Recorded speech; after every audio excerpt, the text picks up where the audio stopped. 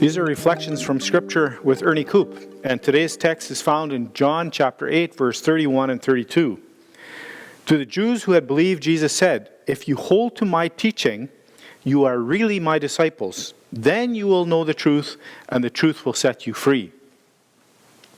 Following the truth of Christ is a sign of true followers and of being a disciple. It's one thing to believe cognitively in your mind, and quite another to follow, which also implies remaining. Your loyalty to Christ's teachings demonstrates that you really believe and are a follower.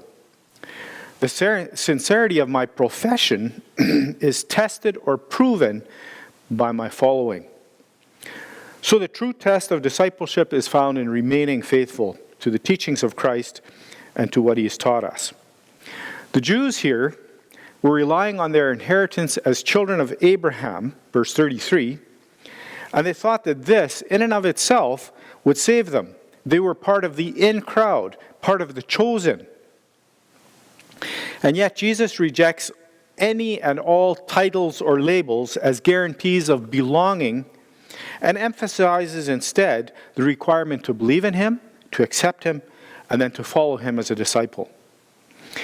If you trust in your label as a Catholic, as a Christian, as an Anabaptist, as an evangelical, or any other label, but don't follow Christ as his disciple, you're actually only deceiving yourself. It's not our religious heritage that brings us liberty, but rather the truth. And it is the truth of Christ that truly sets us free. The need for liberation implies that we have been captive. And the captivity that Jesus refers to here is the captivity to sin. Many of the Jews were unable to listen openly to Jesus because of their own religious traditions, which were blinding their eyes, closing their spiritual ears, and closing them off to the message of God. Jesus parts the waters and enters into an extremely religious context, and he immediately divides his audience.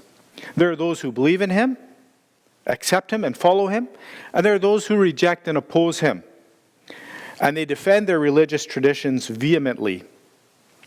If Jesus were walking amongst us today, would we be like the ones who believed and accepted and followed him? Or would we oppose him because he doesn't fit our convictions or our religious ideas?